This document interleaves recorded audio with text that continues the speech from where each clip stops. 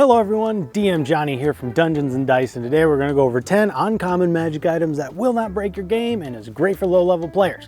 Let's get started. For our first item, we are going to go with the Ring of Shared Suffering. I actually did this in a Baldur's Gate video because there is a Baldur's Gate 3, one of those items with the ring. Basically, if you have the ring on and then someone else has the other ring on, you guys are basically attached, and I take 10 damage, sorry, no, I take 5, it's split over to that individual. So it's basically a way to split damage. Basically, you split the damage 50-50, and it's a bonus action to make that effect happen. What I like about it is, like, it does not matter the distance. So I know people don't split parties, but if you did, you could still take half damage. Pretty cool. Number 2, coming to us from Fizzban's Dragon Treasury. I might have mispronounced it. Anyways, it's the Dragon's Wrath weapon. And these are staged in different rarities. We're going to go with the uncommon one. What the uncommon one does is the damage type is based upon the color of the weapon. So if it's a red type, then obviously you do fire. Blue, you can pick lightning, or actually white's frost. But whatever color it is, that's the type of damage the weapon does. So it's not like a +1 or anything, but it is alternate damage. On top of that, when you get a critical, you can then do 5 additional damage to someone that is within 5 feet. I might make that a little bit longer, like 10-15 feet, because a dragon breath, you know, it's the dragon's breath weapon.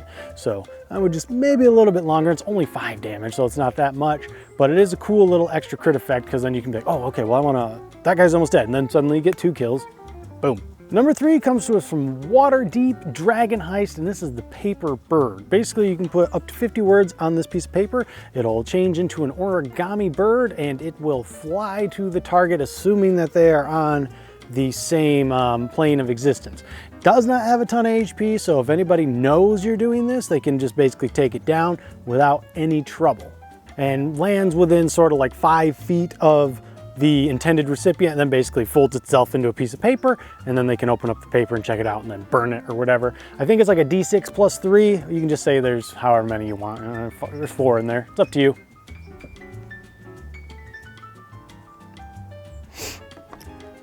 Speaking of 4, number 4. This is our first homebrew item. If you like homebrew items, go check out our Patreon. $1 a month gets you access to a ton of different magic items. This one is the Teapot of Plenty. This one basically, what you can do is, you need a fire, but basically you make tea. You take 10 minutes to make tea with some sort of heat source, and then everyone drinks the tea, and then they're allowed to restore 1 hit die. That's it. So it's sort of like a mini short rest. You get 1 hit die, that's it. And if you have like the Bard's Song of Rests or anything that would apply to a short rest, minus spell slot regeneration, basically anything that helps you restore more HP. There you go. Just a quick 10-minute short rest, assuming you got a fire. Number 5 comes to us from Strixhaven Curriculum of Chaos or something like that, but this one is called the Prismari Primer, and there's actually a lot of different ones. So let me just explain what it does. Basically, you got 3 charges, 1d3 at dawn. You get to recharge those, and if you make a Dex or Charisma check, so this is kind of more of like a Bard's one, you can add a d4 up to however many charges you have. So if you have 3, you can do it 3 times, and again, they recharge when you sleep. And again, there's various ones, so like there's ones for Arcana and Charisma based ones, so if you're a Warlock, Sorcerer, or Wizard, you can get different ones.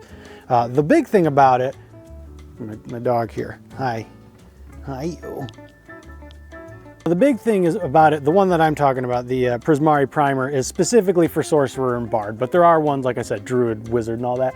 They basically get to choose a first level spell from either the Bard or Sorcerer list, and they can then use it once per day for free. This is becoming a more and more common theme in items I'm seeing, and it makes sense because you just don't get that many spell slots in the beginning. Like, I'm a level 2 Bard right now.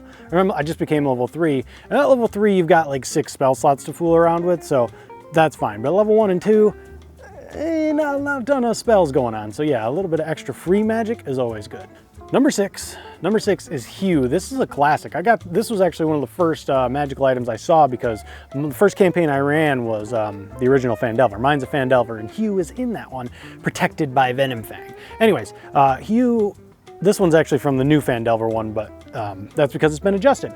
So it is a +1 battle axe, and basically it always does maximum damage to plants in trees, things like that. It's a wood cutting axe. If you plan to have plants and stuff and make that character feel great for, you know, that session, cool, keep it as is. If not, I would recommend saying, you know what, once per day you can do maximum damage. Now you have to call it before you land your crit, and if you miss it doesn't count, but once or twice per day you will automatically do maximum damage, unless again you are going to be having them fight a bunch of plants and stuff, in which case let them go wild. I mean, let them smack into those ones that explode everywhere, or like thorn blights or whatever. Yeah, those are always fun. Number 7, I'm gonna go with another homebrew item, real simple one, just a jar of magical fireflies. Basically, as long as you have this jar, you get the dancing light cantrips, which basically are your little fireflies. In addition, once per day, you may use a level 2 magic missile spell. I really like a magic missile. I think it's a underrated spell. Guarantee hit, like a lot of y'all need to stop using fireball and chaos bolt and just go with the freaking magic missile. That's all I'm saying.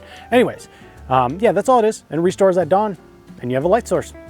Number 8, going with the Boots of Springing and Striding. This is from the basic rules, but also in Mines of Phandelver, I'm pretty sure, because I remember handing it out. This one's great for any of your short folk in the group, dwarves, hobbits, gnomes, anything that moves at 25 base movement speed. This sets your movement speed to 30, which is great. In addition, you can also jump like 3 times your normal distance, but you can't, like, let's say you have 5 feet of movement speed, you want to jump 15 feet. It's like, well, you can't do that. You don't have that much speed left. So it doesn't let you, you know, overdo that.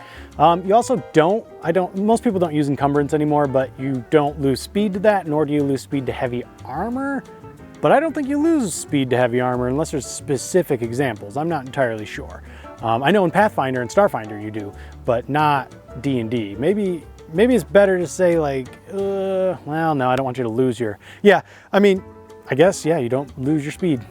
9. Gonna go with our last homebrew item, and this one's the Beast Helm, and basically what this does is it allows you to pick one of your allies and say, hey, I got pack tactics with that individual, they got pack tactics with me. So this is for the ranger and the rogue, basically any ranged individuals that are going to need advantage or want advantage on their ranged attacks, but they can't, because they would have to get close enough to be flanking, and then you get disadvantage at melee shots anyways. I guess there's probably like a close range one feat that you could use. This does not apply, I should say, does not apply to spellcasters. You do not want your spellcasters casting those like chaos bolts and stuff at advantage, trust me on that.